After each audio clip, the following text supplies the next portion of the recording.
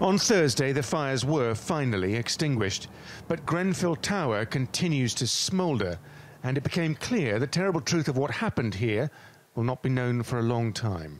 Parts of the building are still not safe. They can't progress into the rooms in the flats, so we have identified, the reason the number has gone up is we have identified a number of people who are still in the building.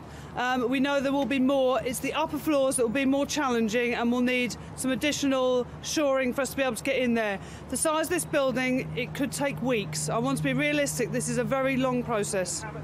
And so the agony of those waiting for news of loved ones continues, as do the questions about why this happened.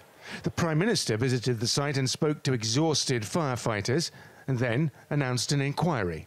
When I spoke to the emergency services, they told me that this fire, the way this fire progressed, how it took hold of this building, was rapid, it was ferocious, and it was unexpected.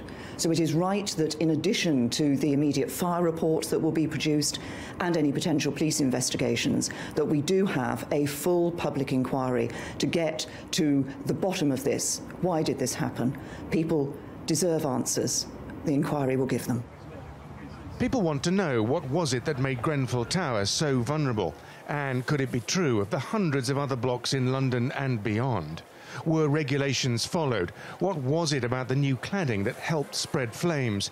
And does fire safety need to be improved? And at what cost?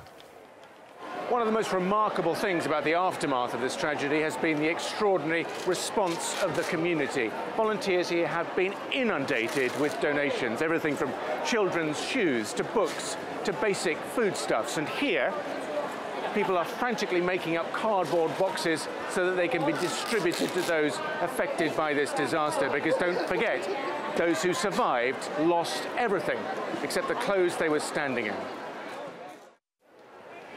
Sage Patel doesn't even live in the neighbourhood, but he had to come. I'm no special person, I'm just an average individual, but anything I can do to help, that's what I felt I wanted to do. And after seeing the horrific scenes on the news, I just felt like I needed to do something.